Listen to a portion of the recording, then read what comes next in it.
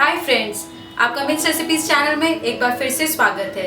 आज हम बनाने जा रहे हैं वेज पोहा कटलेट। ये बहुत ही सिंपल, इजी और डिलीशियस स्नैक है जिसे आप इवनिंग टाइम में आसानी से बना सकते हैं। आप चाहें तो इसे ब्रेकफास्ट के टाइम में भी बना सकते हैं। ये अंदर से बहुत ही सॉफ्ट और ऊपर से बहुत ही क्रिस्प होते हैं।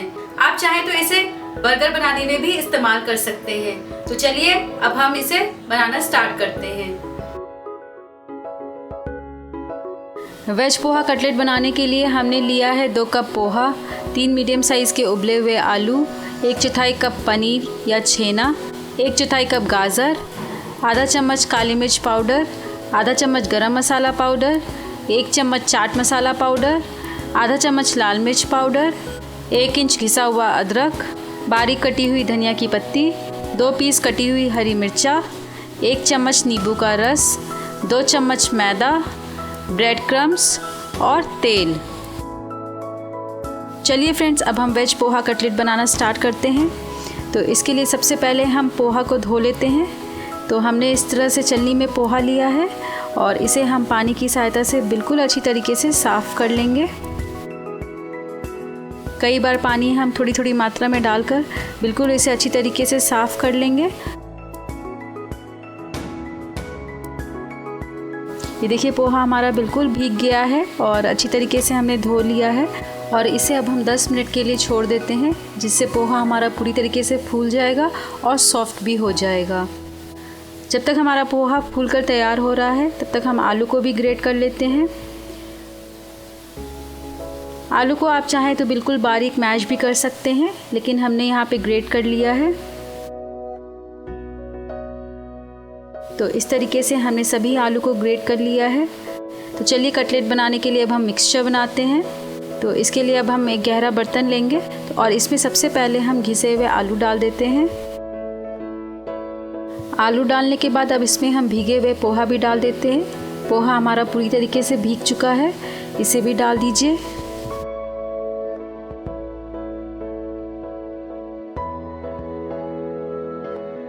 पोहा डालने के बाद अब इसमें हम घिसी हुई गाजर भी डाल देते हैं और इसमें अब हम छेना डाल देते हैं। हमने घर का बना हुआ छेना लिया है। आप चाहें तो पनीर को भी ग्रेट करके डाल सकते हैं। घर में छेना कैसे बनाएं यह जानने के लिए आप ऊपर दिए गए लिंक पर क्लिक कीजिए। छेना डालने के बाद अब इसमें हम स्वाद अनुसार नमक डाल देते हैं। अब इसमें आप काली मिर्च पाउडर भी डाल दीजिए। थोड़ा सा गरम मसाला डाल दीजिए और इसे अब हम चटपटा बनाने के लिए चाट मसाला डाल देते हैं। थोड़ी सी कटी हुई धनिया की पत्ती डाल दीजिए। घिसे हुए अदरक डाल देते हैं और हरी मिर्चा भी डाल दीजिए। मिर्चा की मात्रा को आप अपनी इच्छा अनुसार घटा बढ़ा सकते हैं। और इसमें अब हम लाल मिर्च पाउडर भी डाल देते हैं। हमने कश्मीरी लाल मिर्च का इस्तेमाल किया है, जो कि बहुत स्पाइसी नहीं है, इससे कलर बहुत अच्छा आएगा। और लास्ट में इसमें अब हम नींबू का रस डाल देंगे। मसाले सारे हमने डाल दिए हैं। अब हम इसे अच्छी तरीके से मिक्स कर लेते हैं।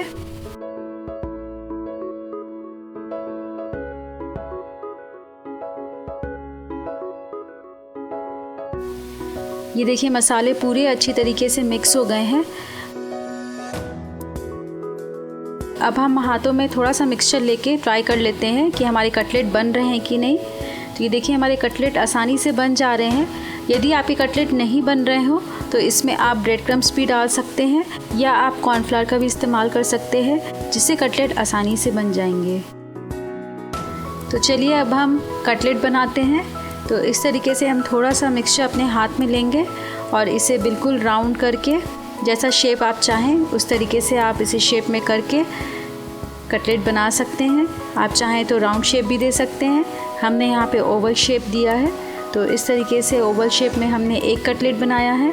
इस तरीके से आप बाकी सभी कटलेट बना लीजिए।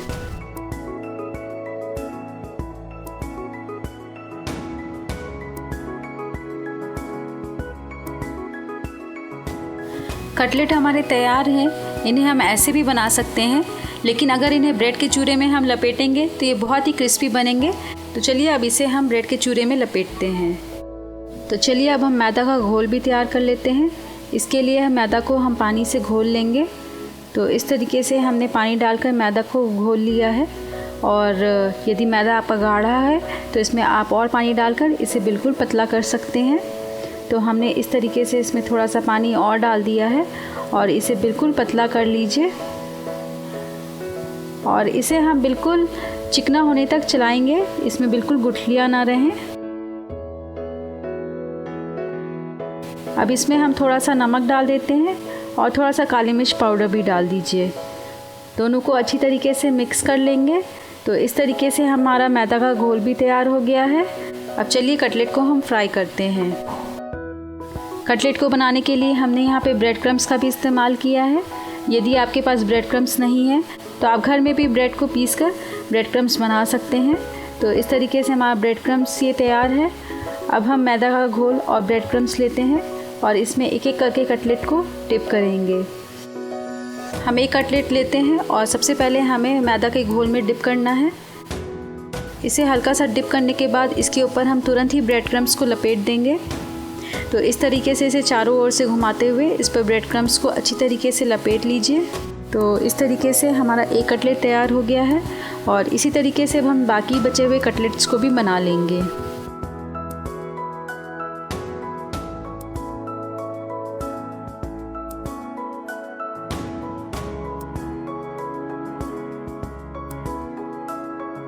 कटलेट्स हमारे तैयार हो गए हैं। तो चलिए अब इसे हमें फ्राई करना है। आप चाहें तो कटलेट को डीप फ्राई भी कर सकते हैं या शैलो फ्राई भी कर सकते हैं, लेकिन हमने यहाँ पे कटलेट्स को डीप फ्राई नहीं किया है। तो इस तरीके से हमने पैन लिया है और पैन में हम तेल डाल देते हैं।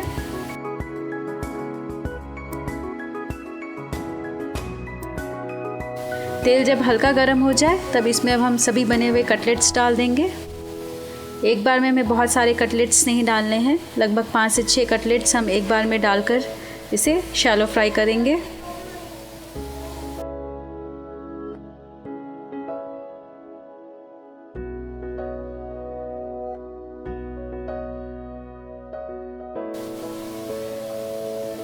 कटलेट्स को हम मीडियम आंच पर रखकर पकाएंगे। लगभग 2 से 3 मिनट में कटलेट हमारा नीचे की तरफ से सिक जाएगा। तो इसे हम 2 से 3 मिनट तक पकने देते हैं।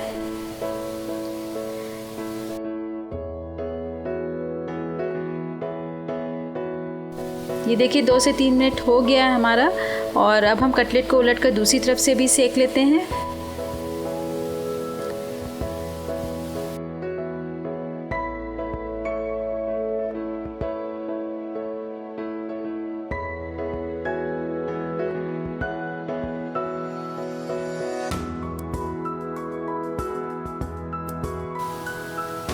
कटलेट को हम दोनों तरफ से उलट पलट कर मीडियम आंच पर रखकर तब तक सेकेंगे जब तक कि कटलेट दोनों तरफ से डार्क ब्राउन कलर का ना हो जाए।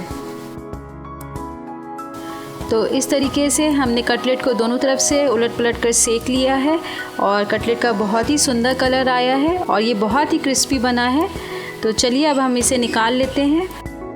वेज पोहा कटलेट का हमने एक बैच तैयार कर लिया है। इसी तरीके से हम बाकी बचे हुए कटलेट्स को भी मीडियम आंच पर रखकर फ्राई कर लेंगे।